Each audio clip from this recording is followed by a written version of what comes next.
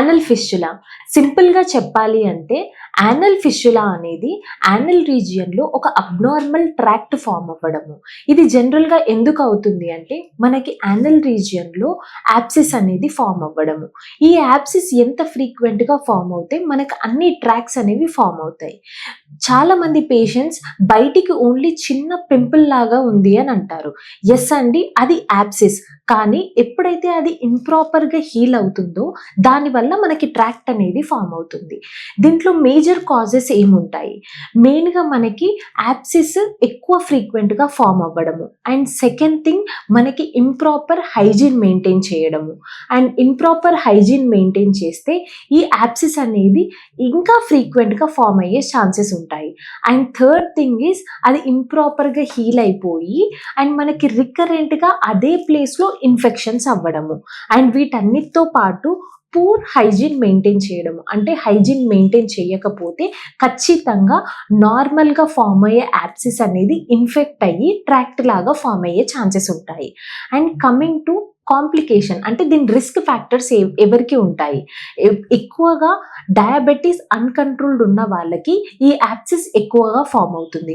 And లో immunity లేకపోతే recurrent infections వచ్చినా, కొంతమందికి inbuilt GID disorders like Crohn's disease ఇట్లాంటివి ఉంటే కంపల్సరీ మనకి యానల్ రీజియన్లో ఇలాంటివి తరచుగా చూస్తూ ఉంటాము. And then coming to symptoms, ఎలా గుర్తుపట్టొచ్చు యానల్ ఫిస్చులా ఫామ్ అయింది అని మనం ఎలా గుర్తుపట్టొచ్చు? కామన్గా అందరూ చెప్పే సిమ్టమ్ ఏంటంటే, మేడం నాకు పస్ వస్తుంది, మళ్ళీ హీల్ అవుతుంది, మళ్ళీ ట్రాక్ట్ లాగా ఫామ్ అయ్యి మళ్ళీ డిశ్చార్జ్ వస్తుంది. అంటే ఇది కంటిన్యూస్గా ఉండే ప్రాబ్లం కాదు, ఫ్రీక్వెంట్గా వస్తూ పోతూ ఉంటుందన్నమాట. సో ఫస్ట్ సిమ్టమ్ ఏంటంటే పస్ డిశ్చార్జ్. ఈ పస్ డిశ్చార్జ్ వల్ల మనకి అక్కడ ఇచ్చింగ్ అయ్యే ఛాన్సెస్ ఎక్కువగా ఉంటుంది. అండ్ దీనివల్ల మనకి క్రానిక్ కాన్స్టిపేషన్ వచ్చే ఛాన్సెస్ కూడా ఉంటాయి. అండ్ దెన్ కొంతమందికి అది హీల్ అవ్వక ఇరిటేషన్ ఎక్కువ అయ్యి దానివల్ల పింపుల్స్ ఇంకెక్కువ ఫామ్ అయ్యే ఛాన్సెస్ ఉంటాయి. అంటే స్మాల్ ఇరప్షన్స్, ఒక యాప్సిస్ పోయి ఇంకో యాప్సిస్ ఫామ్ అవ్వడము, ఇలా మల్టిపుల్ ట్రాక్స్ కూడా ఫామ్ అయ్యే ఛాన్సెస్ ఉంటాయి. అండ్ చాలా మందికి వచ్చే డౌట్ ఏంటంటే, ఈ ఫిస్చులాలో ఖచ్చితంగా మనం సర్జరీ చేయించుకోవాలా? ఈ సర్జరీ మ్యాండేటరీ లేదండి, సర్జరీ అనేది మ్యాండేటరీ కాదు, డిపెండింగ్ అపాన్ ది స్టేజెస్. కొంతమందికి దీంట్లో మల్టిపుల్ ఉంటాయి అన్నమాట, మల్టిపుల్ ట్రాక్స్ ఉంటాయి, కొంతమందికి సింగిల్ ట్రాక్స్ ఉంటాయి. So based upon the stages మనం దీన్ని సర్జరీకి వెళ్ళాలా వద్దా అని ఆలోచించాలి. అండ్ మోస్ట్ ఆఫ్ ది ట్రీట్మెంట్స్లో మనం చాలా మందికి సర్జరీ అవసరం లేదు అనే చెప్తాము.